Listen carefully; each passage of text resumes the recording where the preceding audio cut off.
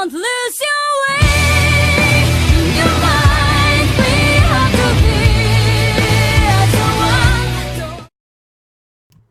What's going on, YouTube? Or Storm here, coming at you guys with another video today. Today, we're gonna have a kind of different Monday video because we had YCS Denver this weekend. Normally, my upload days are Tuesdays, Thursdays, and Sundays, but this week's gonna be a little bit different. I'll be doing the YCS Denver recap, then I'll be giving you guys my Herald deck profile update, and we will be seeing the return of the Intro 2 series. I'll be showing you guys True King Dinos as well as Ancient Gears, so you guys can kind of prepare for the structure decks that do release this week. So with all that out of the way, we'll go ahead and begin. However, today we're here for the YCS Denver recap. So some very interesting things happened at YCS Denver this week, and I'll go ahead and pull up the Denver recap. Windows photo viewers here, so like this isn't, I made this, but basically the interesting thing that happened at YCS Denver, and because I didn't catch every match in the stream, but I did watch, was that Paleozoics had a very low showing in general. I believe Paleozoics I believe they only had like one top 32 spot. It was very small, and they didn't get very far out of the top 32, and I don't even see them on this list right here from Konami, so that's definitely something to think about. Paleozoics had a very weak showing at this. Part of that is that people were siding heavily for Paleos. Most side decks had cards like Wiretap, Denko Seka, Royal Decree. Some people were citing literally 12 cards just for Paleos. They were citing Denko, Twin Twister, Decree, and they were just refusing to lose to that deck. So that probably explains Paleozoic's weak showing in this tournament. That being said, because people were citing for Paleos, anti-spell fragrances came out of the side, which means Metal Foe variants did very, very well in this tournament. We saw a lot of different variants on Metal Foes do very, very well, proving that the deck is still really good.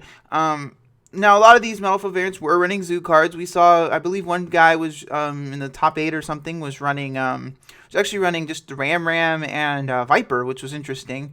Overall, so the results are we had 11 Zodiac players, we had 8 Metal Foes, we had 4 Infernoids, but Infernoids did win the whole thing, which we'll get to that in a minute. I believe we had 3 Zombie Light Sworns, 1 Invoked Light Sworn, 1 Spiral Zodiac, and 1 Winch Invoked, and 1 Cosmo. Now, I want to talk about the Cosmo player really quickly. He was caught on stream stacking. It's a very blatant accusation, but from what I've been told and what people have said who watched the stream, the entire match, the guy is asking him to cut his deck, but he clearly stacked something on top of this deck, which was Imperial Order, and didn't ask his opponent to cut. So it's easy to put 2 and 2 together and assume he did stack. I do not know. But and we did have a ton of judging related errors according to what I've read. I didn't watch the whole tournament. I only caught a match here and there. But definitely something. The important thing to remember is the judges on screen that you see when you're watching the stream are only there to get the cards in the player's hands. They are not there to interfere with the game state unless the player does this. This is very important. Whenever you go to a regional, whenever you go to a tournament, when you have a ruling discrepancy, you call judge, and this is the same thing. Judges do not touch the game state unless the players ask them to. This is very, very important for you guys to remember. So, this is something that I think a lot of players don't understand, is that they're like, why are I've been a victim of this, I've been guilty of this too. It's like, why are the judges even on screen if they're not going to do their job? Well, they're not supposed to touch the game state unless the players ask them to. It's very important to remember. So the interesting thing about this tournament is we did see, even despite the cheating, we did see Cosmos actually get to the top 32. So Cosmos are actually very strong against Zodiacs, which is the best deck of the format, because they can just most Zoo players have completely cut Lightning from their extra decks, and they have very little ways to out a Cosmos ship, especially when it's backed up by back row. And the Demise variant is very good right now.